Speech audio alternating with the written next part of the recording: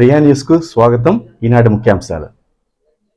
తిరుపతి పచ్చికాపులం జాతీయ రహదారికి ఆనుకుని ఉన్న అడవికే ప్రహరీ గోడ కట్టి బోరు వేసిన ఘనత పీవీపురం ప్రజాప్రతినిధి సర్పంచ్ టెండూల్కర్ అక్రమంగా అడవి భూమిని ఆక్రమించుకున్న అడవి అధికారులు పట్టించుకోవడంపై మండలంలోని ప్రజలు సర్వత్రా చర్చనీయమైంది. స్థానిక సర్పంచ్ పంచాయతీ గ్రామాలను నీరు, వీధి లైట్లు, మరుకాలువలు, రోడ్లు సమస్యలను గాలికొదిలేసి పంచాయతీ ఆనుకుని ఉన్న అడవి ఆక్రమించి పంచాయతీ నిధులను సొంత వ్యాపారాలు చేసుకుంటూ ప్రజలను ఇబ్బంది గురి చేస్తున్నారు. గ్రామానికి ఇచ్చిన ఏ ఒక్క హామీని నెరవేర్చకపోవడంపై చర్చనీయాంశంగా మారింది.